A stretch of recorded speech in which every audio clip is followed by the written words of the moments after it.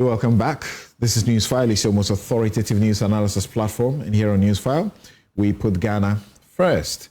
And let's go to talk about matters, relating to the judiciary. There have been 7 nominations going to the Supreme Court. Justices Sir Dennis Dominic J, Simon Subari, Tenyo Jamefe, Kwekuteria Akabuafo. We call him Kwekuti. Philip Bright Mensah, Jana Pari Batel Skujo, Afi Sata Amalaboba. And the NPP is raising issues. There are others who are not NPP who are also raising issues about particularly the number that will increase the numbers in the Supreme Court.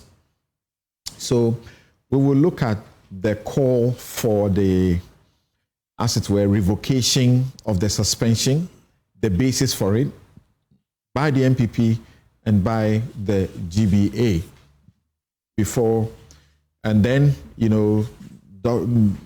make the discussion dovetail into that particular matter. As I began with my introduction, these are messages from social media. One, James Mauli Gau, says that the GBA is an appendage of the NPP to embarrassing proportions. They may have some influence, but no power. It's a gratuitous voluntary group like Kaswa Hookup Queens WhatsApp group. Then,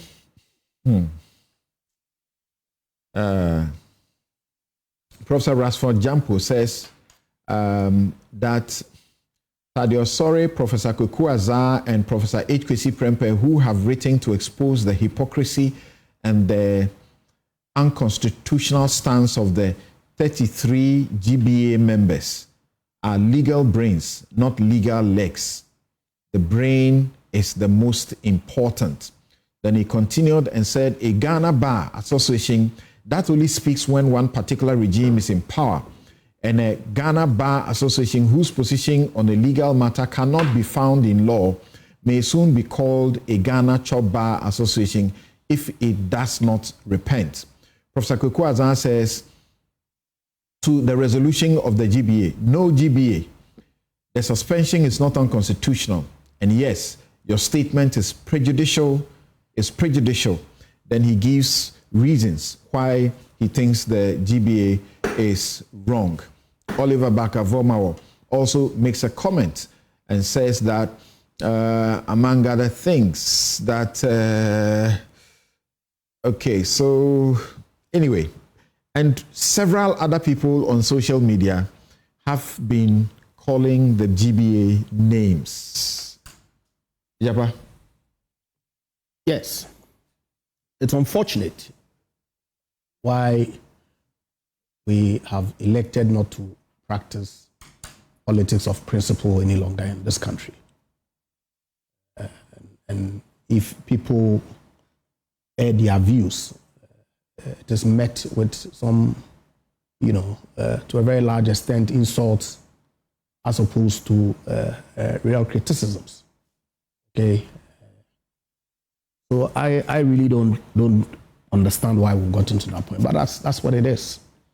I mean, last week, yes, indeed, the Ghana Bar Association issued a statement on these evolving matter relating to the removal of the Chief Justice, okay? And it is indeed a fact that they made a subtle call, okay, on the president, because at the time, they were not seized with the facts or the entirety of all the facts that subsequently became public, okay, where they said that while the GBA recognizes the constitutional prescriptions for the removal of the Chief Justice under Article 146, 6 to 10 of the Constitution, and mindful of the fact that presently the entire matter is sub judice, it is the hope and belief of the GBA that the actors involved in the whole process would have the time-tested tenets of the rule of law as their guiding principles and in its application follow the spirit of the law. Okay, this was a subtle call. That yes, you may have complied with 146, okay, in referring the matter to the Council of State, and yourself having established a prima facie and proceeded to set up the committee. But we expect that you'll be guided by the spirit of the law in all the dealings with respect to this matter. I've said that right from the very beginning, listening to Sremsai and some commentary, of course, prior to Sami Gyamfi's confirmation of his interception of the petition and the responses, and making quotes of same on the media platform. I was prepared to give the government a benefit of the doubt, in spite of all the comments that they had made during the election and in the past with respect to the composition of the court and the need for them to reset it, in their words, to get some balance, if you like. I was prepared to give them the benefit of the doubt because, after all, the Chief Justice is not above the law. And quickly, you're saying that until Sami Gyamfi spoke, yes, like until he spoke, a week ago, yes, you had not heard anybody try to say that these are the content of the petition or responses. I didn't hear anybody make reference to them. You watch Good Evening Ghana? Do I watch Good Evening Ghana? Every now and then I do, yes. You do? Every now and then, yes. But they had published like a week before. That what? What was supposed to be the content in full detail? In full detail, including the Chief Justice's responses. I didn't hear them. Okay. Well, Sami Gyamfi was the first person that I heard him speak on. Really? He said, yes. Okay. That he said he had intercepted, and he's here, the responses and made some commentary thereof. I, in all honesty, hadn't seen the Good Evening Ghana. I had a copy long before Sami Gyamfi was here. I did not. Referring to the said, part of the not a problem report. At all. Yeah. My point is that I was prepared to give government a benefit of the doubt. Okay. But when I heard comments with respect to some of the responses that the Chief Justice had made, subsequently I read a post that Diana Badapa had posted. I said, let's hold on a minute. Really, is it in furtherance of their avowed position to, as it were, change the composition of the court, the reason why they are doing this thing? Thankfully, subsequently, we also saw the full publication of the petition and the responses that the Chief Justice had issued. Coincidentally, 2 days or so after that, the Ghana Bar Association then held its media conference, at which time they were seized with the full documents that relates to the attempted removal of the Chief Justice. And Samson, I'm not so sure whether you, having read the petition and the responses of the Chief Justice, you would agree that a prima facie case had been set for which a committee has to be put together to, as it were, go into the merits of the matter. I did not get that sense when I read it. And so it affirmed my belief and what was out in the public domain, that this was nothing but the, concerted effort preconceived to remove the Chief Justice. Okay, and in doing so, they had not complied with the full tenets of the Constitution. Okay, and so when the statement came, so preconceived such that all the petitioners were procured by, say, the president. I don't know, but it won't be far-fetched at all. So that the petitioners, the claims they are making were made up. I'm saying that it will not be far-fetched. That, of course, the police officer who says he was arrested and detained unlawfully, all of that would have been made up. Is that what you're saying? I'm saying that it will not be far-fetched. Okay. The Chief Justice has responded. We've seen her responses. I'm not so sure whether a prima facie case has been made out for a committee to be set up to go into the merits of the matter. I'm not sure. Okay. Okay, and I believe that many people who have read have the same view. Okay, we in the MPP believe firmly that this is nothing but a concerted effort by the NDC government to further their objective of removing the Chief Justice and nothing more. And thankfully, the Ghana Bar Association, when they issued their statement following the full publication of the document, I believe have come to that conclusion as well. Hence, the statement that they issued calling on the president to revoke the suspension. Okay, and I believe strongly that it's in order. The call is in the right direction.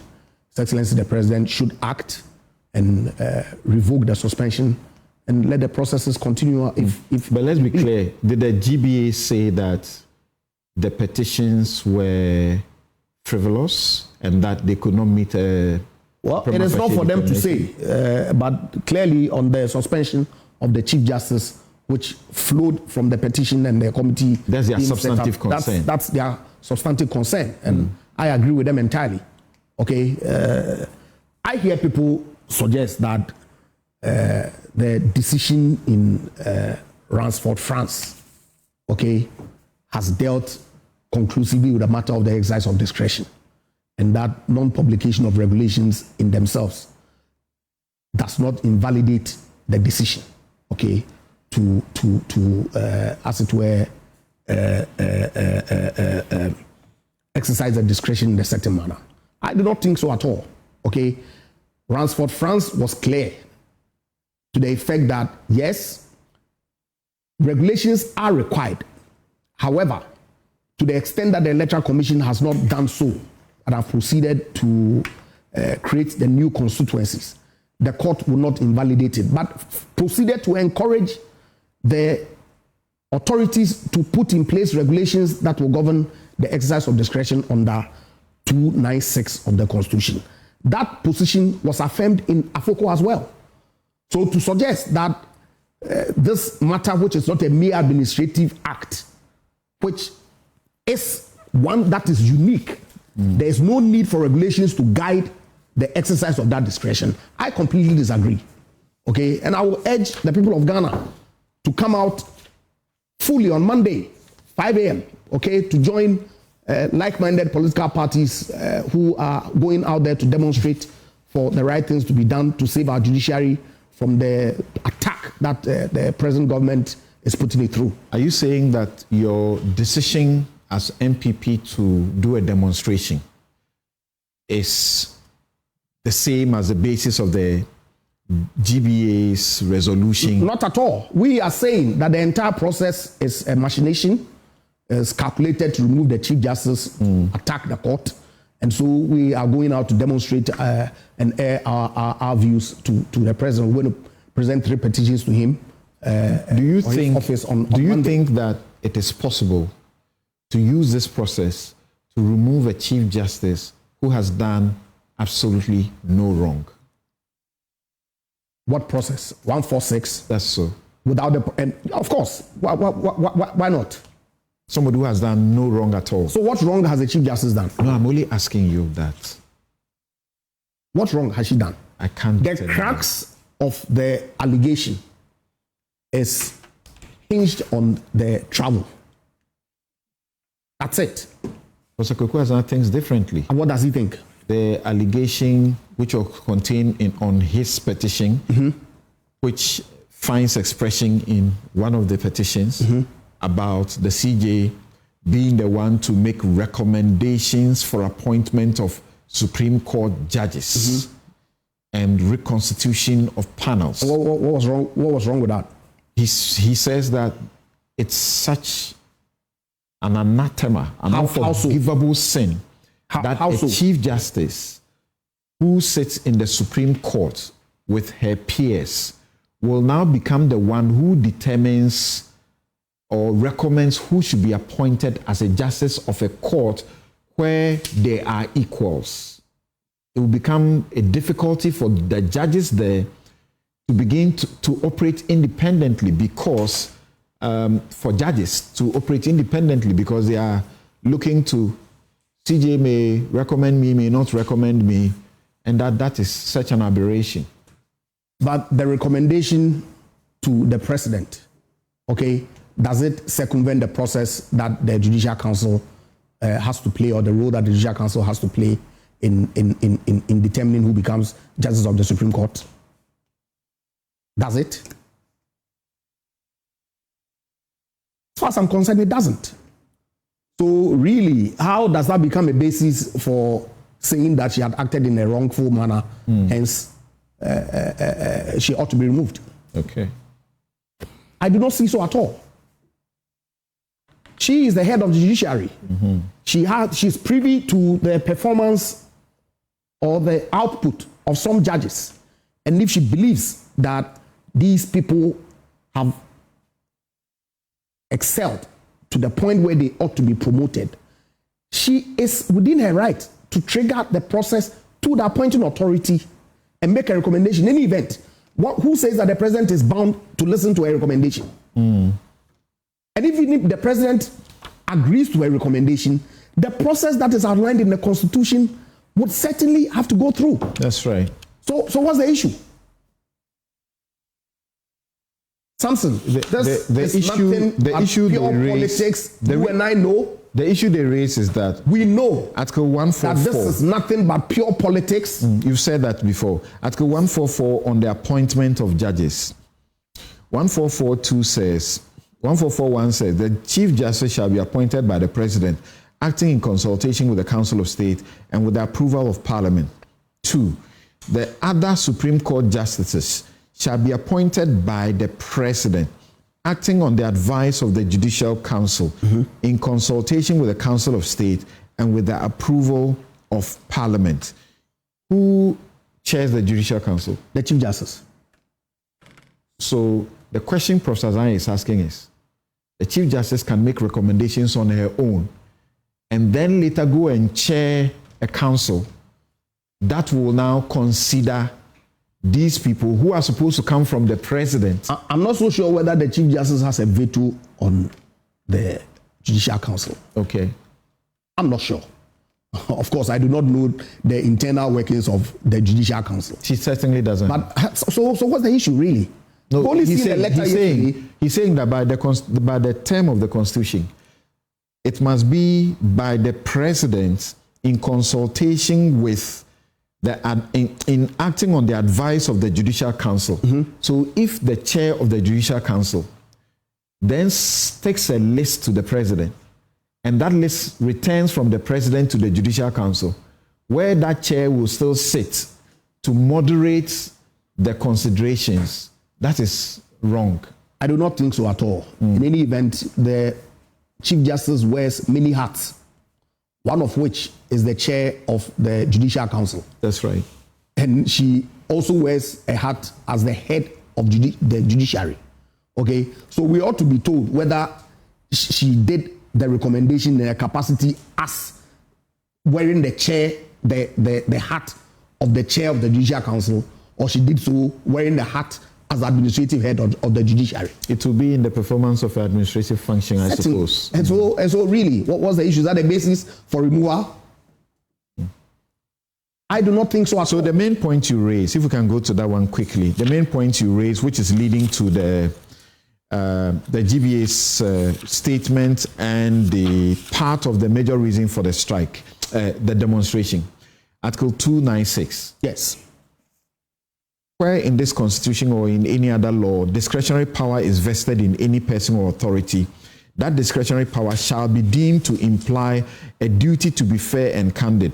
The exercise of the discretionary power shall not be arbitrary, capricious, or biased, either by resentment, prejudice, or personal dislike, and shall be in accordance with due process of law. And where the person or authority is not a judge or other judicial officer, there shall be published by a constitutional instrument or statutory instrument or regulations that are not inconsistent with the provisions of this Constitution or that other law to govern the exercise of the discretionary power. You say because the rules have not been published. The GBA says because the rules have not been published, the President cannot act the way he has done. It's a mandatory provision. Okay. Okay, and I'm saying that it is not covered under the normal administrative actions contemplated in Ransford, France. This is unique. It requires rules to be established. The President has not done so, and has breached Article 296C of the Constitution, and he ought to reverse that breach. President Akufo-Addo presided over the petition by Professor Kweku Asare and issued a prima facie determination, correct? Yes. Had there been the publication of any regulations? That's the question people are asking. Well, there had not been. The fact that that was wrongful, if you conclude that way, doesn't mean that it should be repeated this time around too. Okay. All right. So you want to take a quick breather here? Sure. Okay. So how do you respond to that? Well, that's a germane issue. It's a constitutional injunction. Thank you very much. He's spoken for well over 17 minutes. And, I didn't know you had a timer too. No, he's spoken for 16 minutes. You may not speak for the same minutes. Go ahead. Oh, I may speak for more. Well, some said they are raising the issue, so I had a lot of questions for him. I may not have same number of questions for you, so it may not drag. Thank you. First of all, it is important to make the point that Ejapa Mensah is right when he says that the GBA is entitled to express its opinions on matters of public interest as they deem fit. But what he fails to acknowledge is that the GBA is not the only institution entitled to express an opinion. Mm-hmm. And that when they express their opinion, we are also entitled to express an opinion on their opinion. And the opinion all the people you have referred to have expressed, which I share, is that the claim by the GBA that the president has violated Article 296C of the Constitution in suspending the Chief Justice, and their demand for that suspension to be revoked is mischievous, ridiculous, and disgraceful, to say the least. They can't have an opinion? I'm saying they can, but I can also have an opinion on the opinion. And my opinion on the opinion is that their opinion is ridiculous and disgraceful. It is not born out of the law, but it is born out of their own determination to always re-echo the false and contrived narratives of the New Patriotic Party. And what they have done is to expose their true colors. Their true colors as an appendage of the New Patriotic Party. A group of people who always lose their voice when the NPP is in office, but quickly gain their voice when the NDC comes into office. Where was the GBA when President Akufo-Addo, in reliance or in accordance with Article 146(10), suspended, in fact, Article 146 suspended Justice Derry and 3 other justices of the High Court? The same constitutional provision on the basis of which the president, acting in accordance with the advice of the Council of State, has decided to suspend the Chief Justice is the same constitutional provision that President Akufo-Addo relied on in suspending not one Justice of the Superior Court of Judicature, but 4. Where was the GBA? Where was the GBA when a court of competent jurisdiction was attacked and a pregnant judge molested in the process by hooligans belonging to the New Patriotic Party? Did they even deem it necessary to issue a statement condemning the said attack on a court of competent jurisdiction and a pregnant female judge? Today, President Mahama is in office, so they have suddenly found their voice. This is what you call odious hypocrisy. And the barrage of criticisms, the condemnation that they have received since they issued that hogwash statement is testament to the fact that the people of Ghana have lost respect for the GBA. Look at how they have been made a laughing stock on social media and on all media platforms. Lawyers and non-lawyers ridiculing them, pointing at their hypocrisy, their duplicity. And I feel embarrassed to be a member of the GBA. And I don't think I will ever pay my GBA dues again. Because it is embarrassing to be part of this association. But you see, something, let's now go into the meat of the matter. President Mahama did not wake up one day to suspend the Chief Justice. He didn't wake up one day and said, look, I don't like Getru Tekono, so you are suspended. This country is a democracy governed by the rule of law. And if our democracy will thrive, then we must uphold the rule of law and commend those who uphold the rule of law. The president was sitting somewhere, as we usually say in our country, when 3 petitioners brought petitions to his office for the removal of the Chief Justice. These petitioners are not his family members. These petitioners are not his party members. These are ordinary citizens of Ghana who say that they are aggrieved by the unlawful conduct, alleged unlawful conduct of the Chief Justice. Persons who say that they have been victims of alleged acts of injustice by the Chief Justice. They brought petitions to the President under Article 146 seeking the removal of the Chief Justice. What was President Mahama supposed to do? What was he supposed to do? Throw the petitions away or ignore the petitions? When he has sworn an oath to uphold the Constitution, and a violation of that oath can even lead to his impeachment from office. Was he supposed to ignore the petition because Getru Tokono is above the law?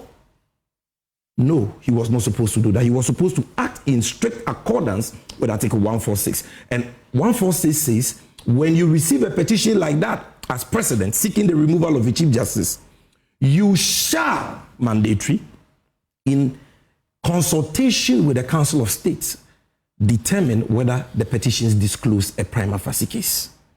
And that is what President Mahama did. He wrote to the Council of State, informing them that he intended to forward the petitions to the Chief Justice. He did so. The Chief Justice responded, filed a supplementary response. The President put all those responses together and forwarded the responses to the Council of State. In the case of Charlotte Osei, former EC chairperson, when he was being removed, under them, the President, who is a lawyer, refused to even give Charlotte Osei copies of the petition which was seeking her removal.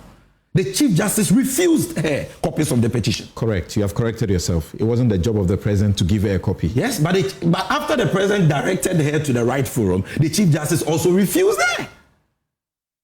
She didn't even know who her accusers were.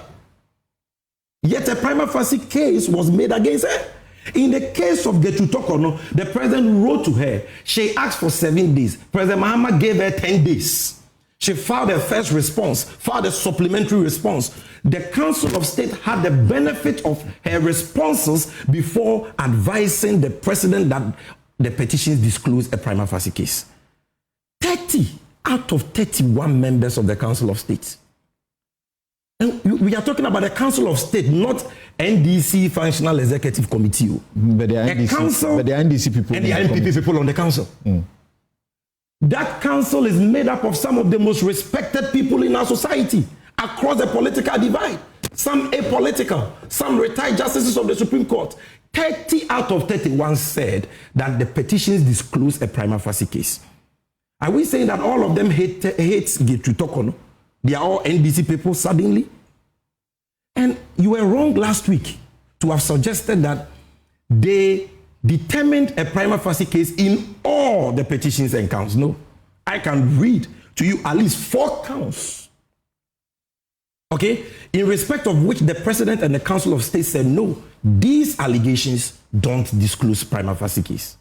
Oh, I can show you 4. So some of the petitions did not survive. Yes. Okay. Because some of the petitions had multiple counts. So you see, when people like mean some of the counts didn't stand. Yes. No, that's not what we are talking about. We are talking about the fact that all 3 petitions succeeded. There were petitions. Some of the petitions were grounded on just 1 count, 1 allegation. Okay.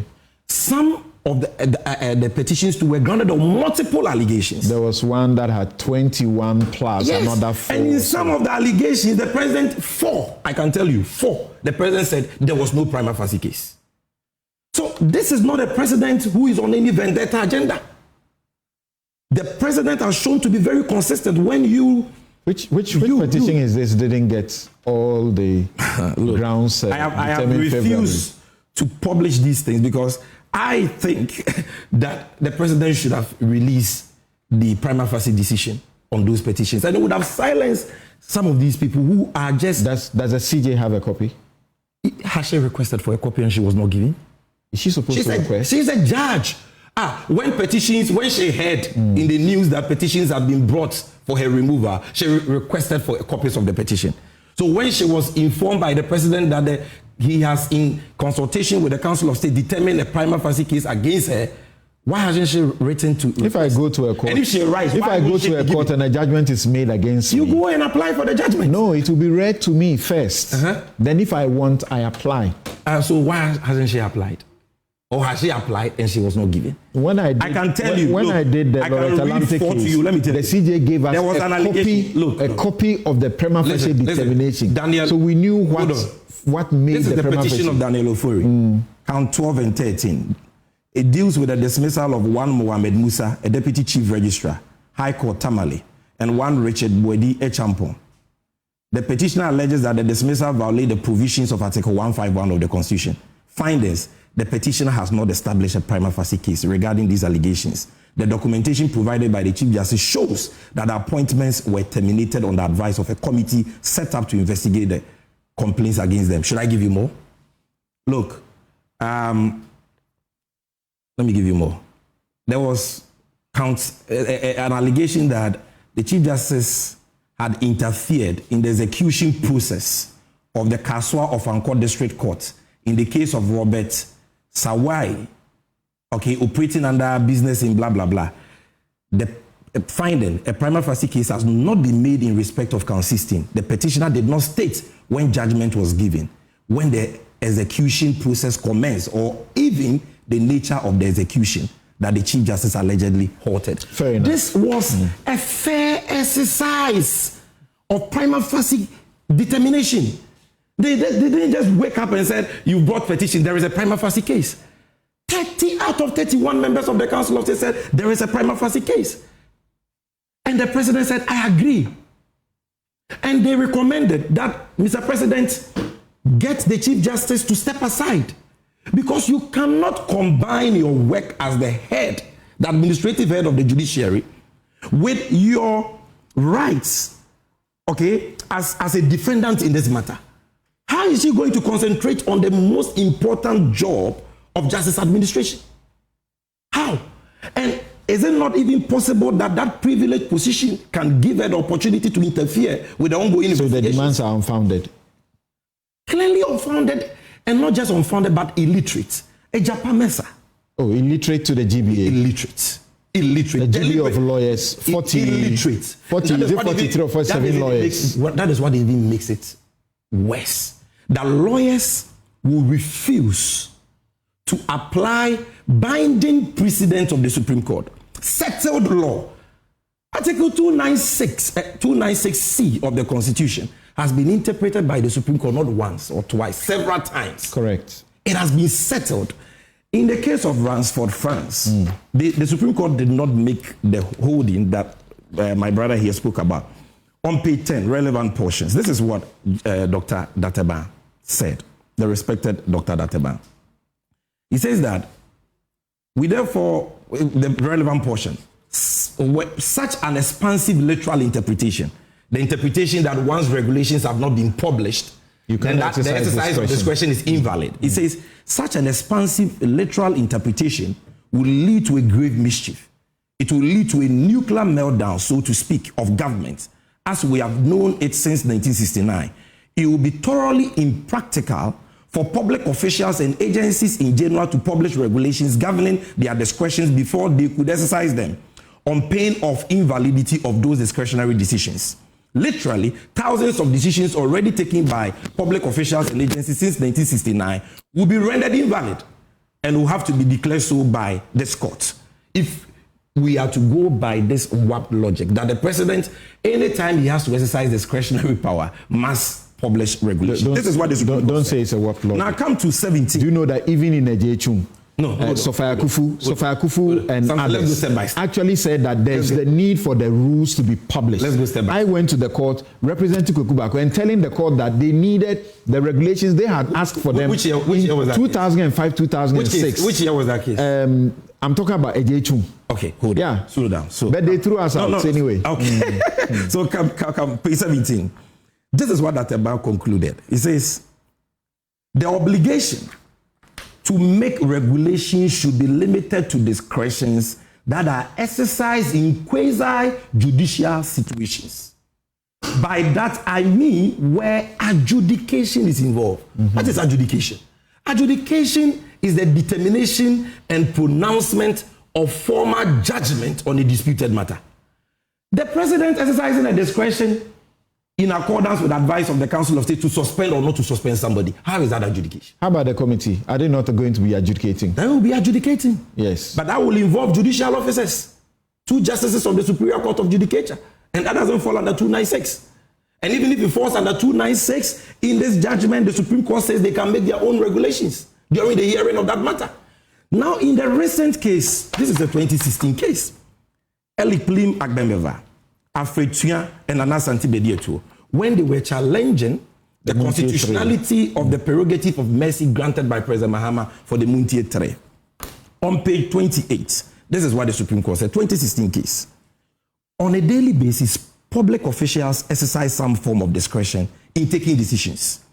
It would be inconceivable to suggest that in exercising such discretionary power, regulations must be published beforehand.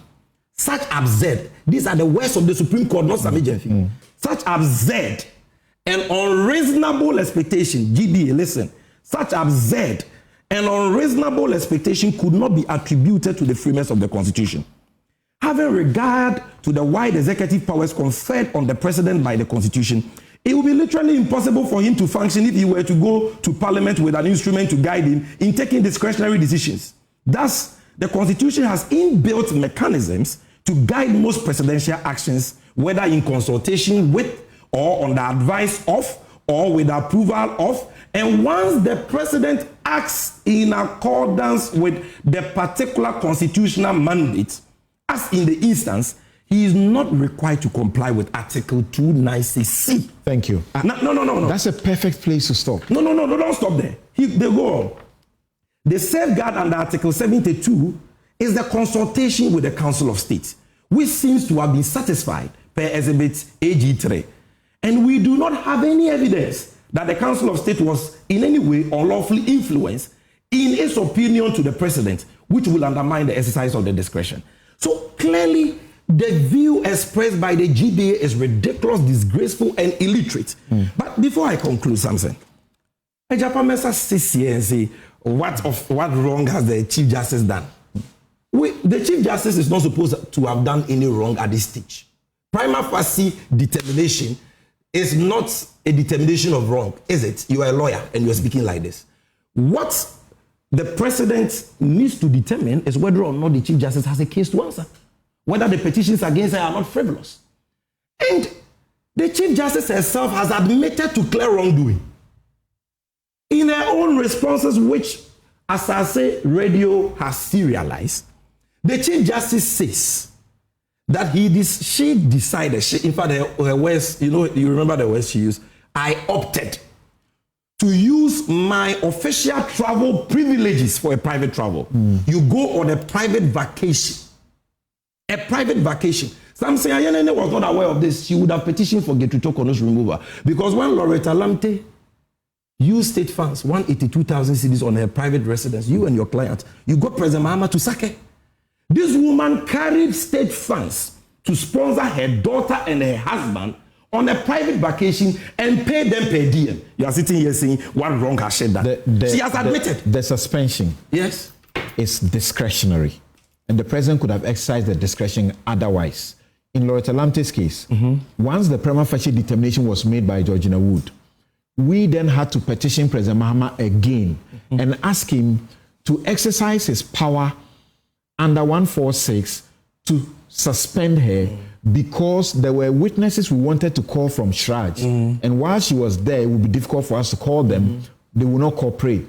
There were documents we needed from Shai. Suspended. And whilst he did. He did. And that Loretta Lamte was appointed by Atta Mills, right? Correct. When John Mahama was vice president, he gets suspended.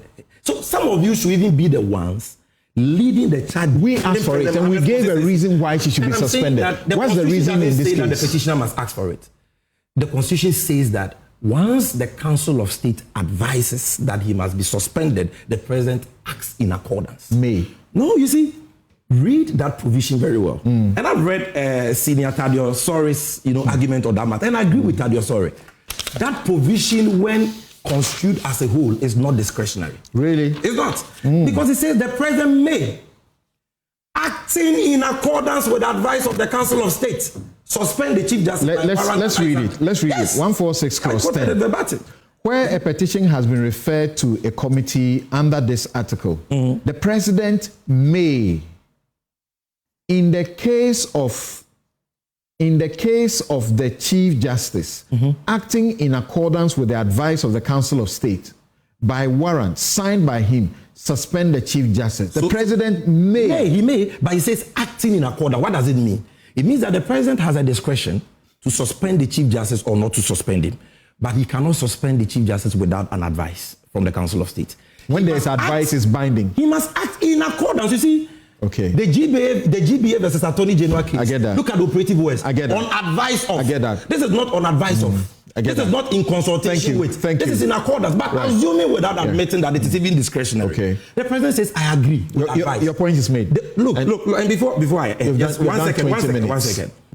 This woman has been accused by a lawyer and a senior police officer for tampering with court documents, falsifying search reports. Okay, can we pause here? No. She's been accused of let's avoid. I'm choosing my words. Let's avoid the situation of prejudice. This man was sitting here asking you what wrong. I'm telling you the wrong. The GBA's earlier statement cautioned all of us. And you're a lawyer. He's also a lawyer. They have turned around to prejudice the very matter on the suspension. On the suspension. Yes, they are prejudiced. Thank you. But my point is that let me just give me a very comfortable land. My point is that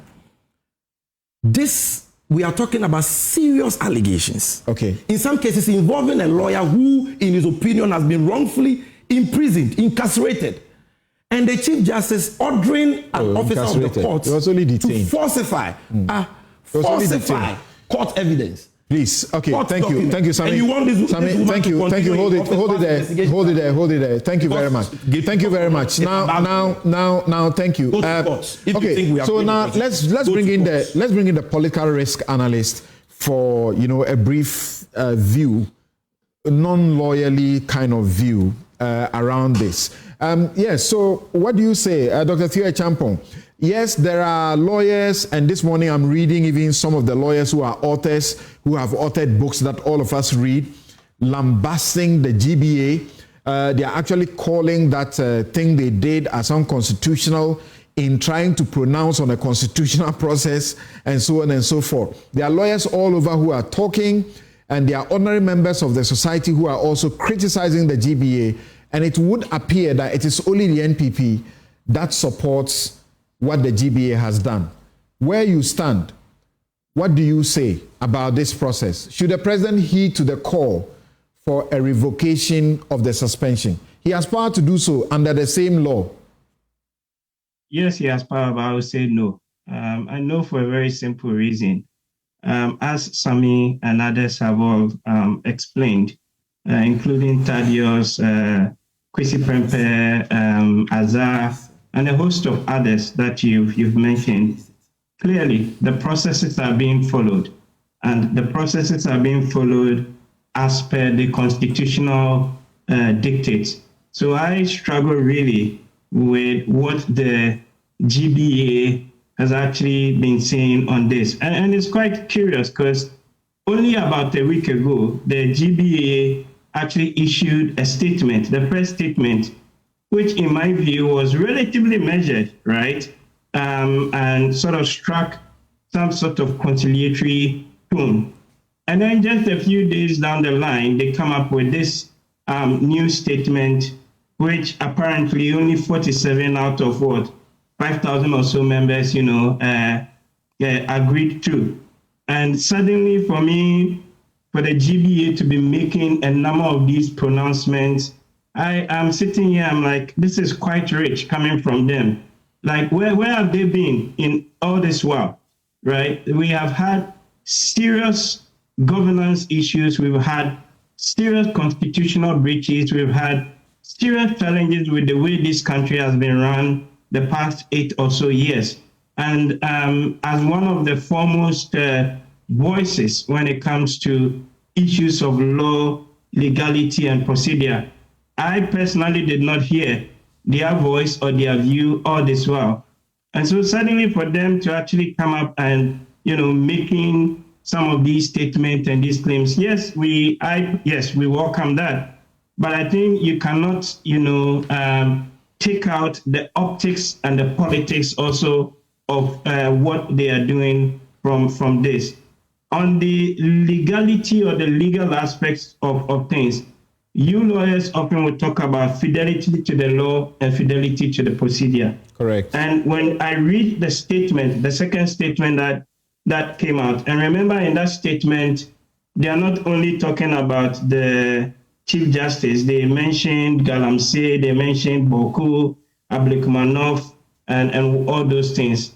But specifically on this Chief Justice's issue, I read that and I am asking myself, on what authority are they making these arguments on the said revocation? Because clearly, all the other people that also are members of the GBA, but are also respected, voices when it comes to public law and when it comes to jurisprudence, when it comes to constitutional issues, clearly have taken a position which is contrary to what the GBA, right, is saying. So I am really honestly a bit saddened and a bit also worried that suddenly the GBA has found its voice, and the things that they are saying, particularly in relation to this issue of the Chief Justice, doesn't really hold up, to water if you subject it to even the strictures of the law, as others have argued. So I don't agree or support the so-called call for the revocation, as they are saying. The president is following the process. Nothing so far indicates that anything untoward had been done. In any case, if the GBA thinks that what the president is doing is unconstitutional, why don't they go to court? They should challenge that in court so that, the matter can be settled. But I think that if the issue even went there, they will struggle to prove, the case. And it is, for me, as a political observer, just looking at all the legal arguments, looking at the optics around it, it is quite clear to me that, what they have put out, that statement, has a tint of politics with it, and we must speak truth to power around Is it fair to accuse the members who attended the mid-year conference? We are told there were 52 lawyers who took part in the passing of the resolution, and 47 of them voted in favor, while 5 voted against. Or is it that they abstained? Yes, you said 5,000 members. I suppose we are far in excess of that number. The statement issued earlier was issued by the council with the approval of the council. But this is now like an AGM. It's a mid-year conference. They didn't say who should attend and who should not attend. So even if you are 10,000... It was still on the letterhead. If you are 10,000, I get that. If you are 10,000 and only 52 attend, and out of that 52, the majority is 47, why do you blame them for doing something wrong? And it is not exactly also correct that in the past they were not heard on issues. They issue statements on some of the issues, including Galamsey. Yes, but with what force, with what authority? Let's not kid ourselves, right? I have followed and I'm like you, so I know you're playing the devil's advocate, I understand. But we have been in this country the last 10 plus or even 15 years. and we have seen the force of power and authority that the GBA used to convene and action certain things, vis-a-vis when different political administrations were in power, right? And specifically on this one here, the header on the statement is resolutions of the Ghana Bar Association passed at it didn't say resolutions of 47 out of 5,000 or so members. It carries the authority, in my view, of the Bar Association. In any case, my question is, if you go for a conference and a certain number of your people attend, in this case, quite minimal, what are the rules when it comes to the GBA regarding how you actually report, right, those outcomes? Because in the statement that we read, it was subsequent to this statement that we even heard that there was only 47 or so people that passed this resolution. But you read the statement on its face, and it says resolutions of the Ghana Bar Association. And at the bottom and of all of those issues, it's also signed by Mrs. Ifwagati, National President, and Kweku Jalbafo, National Secretary. And it carries the force and the authority of the GBA. So I don't agree with those who seem to try and make the argument that, what do you make? Let's move on from there quickly. What do you make of the new lists for appointments to the Supreme Court? What do you make of that list? There are suggestions that, well, the NDC was against increasing the number beyond 15 or whatever to 2021, which Chief Justice Tokonu had advanced reasons, the Attorney General had advanced reasons why there was a need to improve the numbers to, is it 2021 or so? And so 2 people were nominated who went through a vetting. Their own has been in limbo, has elapsed. Then there were 5 justices that were also, recommended, and that all of that, has not seen the light of day. Now, the same party and president candidate then who was complaining about that number is now nominated as many as 7, regardless of the fact that there appears to be overwhelming popular support for a good number of the judges in there, particularly Justice Dennis J, Jamafe, and Akabuafo. Yes. Yeah, you're right. I mean, I have two takes on this.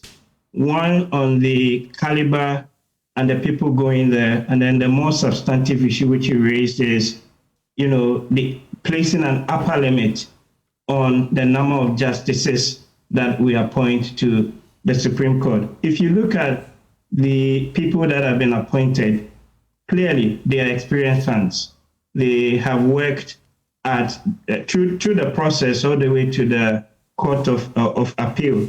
And I think their appointment would enrichen the quality of jurisprudence in the country. And personally, for me, 2 names particularly excite me, right? I am not a lawyer, but I follow some of the legalese and all of the things that go around. Say Dennis J and then Justice Akabuafo. I happen to have actually read the judgment that Akabuafo delivered. Was it the Atuforcing case? He was the lead author on that, and I couldn't help but admire the brilliance, right, with which he wrote that judgment. And I see a bit of Justice Datiba in him when it comes to the logic and the jurisprudential issues that he raises. As a researcher, you may have heard about the name Lord Denning, right? Yes, Denning is one of Lord English, English's most celebrated judges. Yes. Akabuafo within the legal fraternity, among us lawyers, we call him Lord Denning. Okay. So I'm not surprised. I am only likening him to Datiba, just having followed Ghana's jurisprudence over the period. But I think he's going to really enrichen the bar. Okay. Same with Dennis Ajay and all the other Jamefe and the right. But these are the ones I personally have read and I know. All right. On the substantive issue of the limits, this is where, again, I think we have an opportunity through the Prempe-led committee, the Constitutional Review Committee, to fix. And I need you guys to be quick because they are coming to the studio right now. So be quick about that. So we have a fantastic opportunity to fix this. Let the debate go on, but we need an upper limit on the number of justices that we appoint. We cannot continue playing the political game of just appointing and appointing, and it is going to actually hurt administrative efficiency. Higher numbers does not necessarily translate into improvement in governance. Remember Akufo-Addo, we, in the early days, he did 120 ministers, and we all complained and said that it wouldn't work. And the results down the line showed that indeed having bigger numbers does not improve or translate into. I used to be part of those criticisms, and I even had to tell him privately in a private meeting that I thought that was such a gaffe. But he gave some explanation. You know, he was in a hurry to get things done, and the civil service was broken, and so he felt people must have a handle of each part and run with it quickly. Unfortunately, the results didn't appear to support it. Yes, Ejapa Mensah, what's the hue and cry about the nominations? And I'm even hearing from amongst people in the NPP, like Afenyo Marking, you know, suggestions that this is an attempt to pack, and some have made comments to say, Dennis Miracle said, Abuaji, that all of them, they will be dismissed in a future NPP government. Even before I go there, it's not entirely accurate that the GBA was quiet under the NPP government. Sami suggested that even when there was an attack on the court, the GBA did not complain. That's not true. The GBA actually issued a statement on the 6th of April 2017 condemning the attack on the Kumasi court by Delta Force. GBA actually condemned His Excellency the President on his handling on Galamsey. GBA actually condemned President Akufo-Addo for using their platform when he made comments against Mr. Mahama relative to the Airbus and all that. So there were many occasions during the MPP administration that the Ghana Bar Association spoke. So let it not be said that, you know, they only go into hibernation when a certain government is in power and only find their voices when others. It clearly is not supported by the facts on the ground. Okay. They are entitled to speak. They've spoken. It is for the president to either abide by it or leave it. The suggestion is that he's going to disregard it. That's fine. The GB has indicated that they're going to take steps as appropriate to, as it were, vindicate what they are saying. And let's watch the space and see how it plays out. You see, these are the judges. I know at least 5 of them personally. Okay, fine judges. But the way and manner with which we've politicized everything, okay, is what is generating the kind of comments that you hear, Miracles and Afenyo Marking almost endorsed that comment yesterday on the Super Morning Show. Okay, is there a comment you will endorse that when you come into power you dismiss all of them? You see, it's important that we build this country for posterity. If in opposition you make comments to the effect that the court is not balanced, and so when you come into government, you will seek to balance the court, then you've created a room for people to draw conclusions that these appointments of otherwise excellent legal brains is your fulfillment of the commitment to balance the court. Can there be a balancing? Is that it? Can there be a balancing that is not partisan? What's a question? You see, ordinarily, it should be. But context is always important. Those who have been nominated, can you see anybody with partisan lenses in there? That's why I said I know it's a difficult question for me, right? Because of the relationship that I have with I know 5 of them. I mean, Akabuafo, Justice Bright Means I've actually even called to congratulate. Senor Jemafe, I know him very well. I've practiced in his court when he was at the High Court, and so it's very difficult for me in the position that I find myself in. But it comes with an accusation of the Akufo-Addo regime that he had the opportunity to appoint about 18 in all or 20 justices to the Supreme Court within the period. Yes. And he never found any of these meritorious enough. Actually found people he had just appointed to the High Court in 2016 or so, quickly elevated into the Supreme Court. And people are referring to the former member of the MPP who is sitting in the Supreme Court. People ask the question, how could you have bypassed those people like, say, Dennis Ejay, someone who is sitting on international courts? He's actually among judges who appoint judges for an international court. Here in Ghana, he's the trainer of the judges, and he was never qualified. He was bypassed all the time. Well, I wouldn't know the reason why he was not elevated. And I think that, he going to the Supreme Court is well deserved, except that my only worry, and I do not necessarily believe that these things ought to be politicized in the manner that we have allowed ourselves to politicize everything. Okay, it's the comments that they themselves made. It's the kind of criticism that they put across when there was an attempt to appoint 2 justices who actually went through the vetting process to replace those who were due for retirement. It's the kind of comments that they made when the nomination or the recommendation for the appointment of 5 Supreme Court justices came up, and the reasons that the Chief Justice advanced at the time, that because of the workload, it was important for some additional numbers to be made. The kind of comments that they made, that is what is beginning to haunt them now. Okay, the Constitutional Review Committee is coming. Quickly, Sami Jamfi, and let me tell you my surprise, that this list of 7 does not include any of the 5 that were recommended by her ladyship, which you were against, that it will increase the number too much. It does not include the 2 that were already vetted. I mean, some of them are.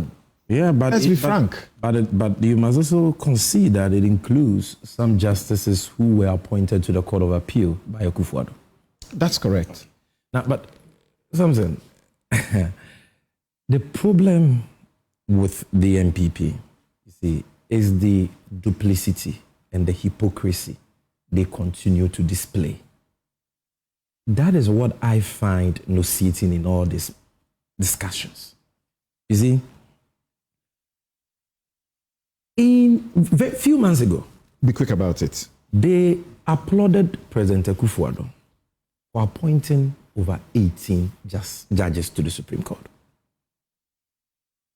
In fact, Justice Enesgao, who in 2012 ran as the MPP parliamentary candidate for Ho Central, ran as the MPP parliamentary candidate again in 2016 for Ho West. He was appointed as a High Court judge in September 2020. Yeah, that's September 2020. I was wrong when I said 2016. Yeah. September 2020. And in less than 3 years, April 2023, Akufo-Addo appointed him to the Supreme Court.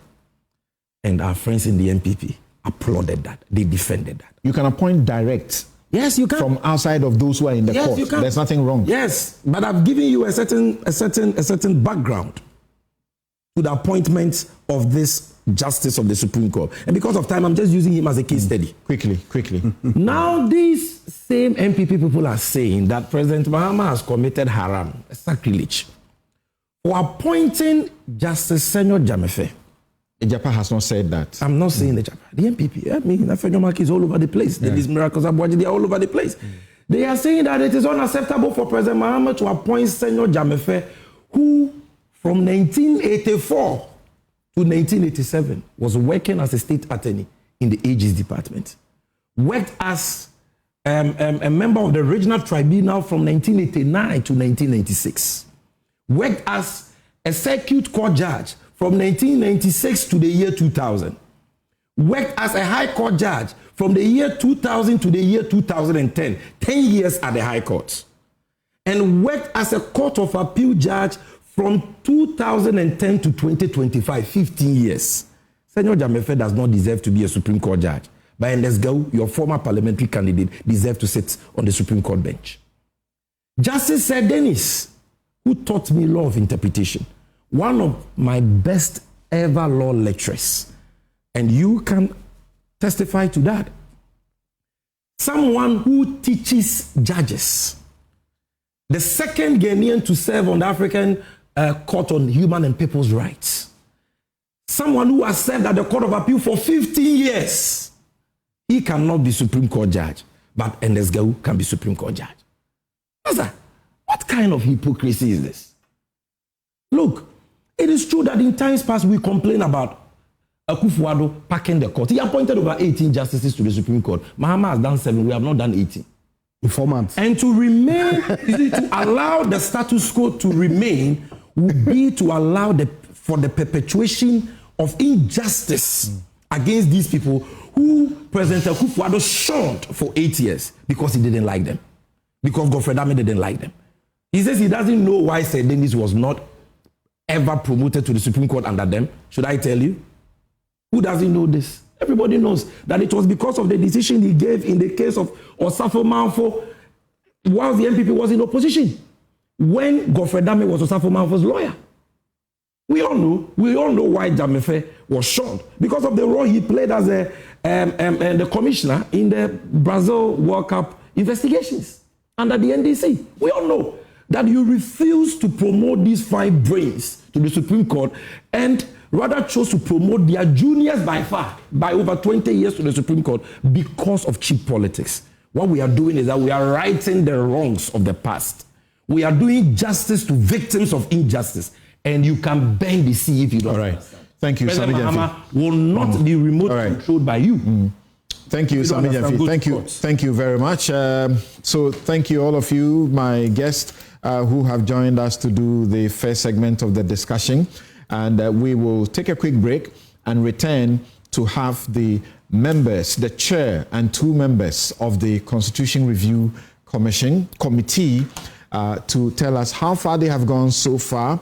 I've been following their hearings. They've had sessions. Illustrious Ghanaians have appeared before them, and my small self have been privileged to appear before them to advocate some matters for change, and they will take you through grilling questions to see whether what you are proposing will stand the test of time. We'll be right back.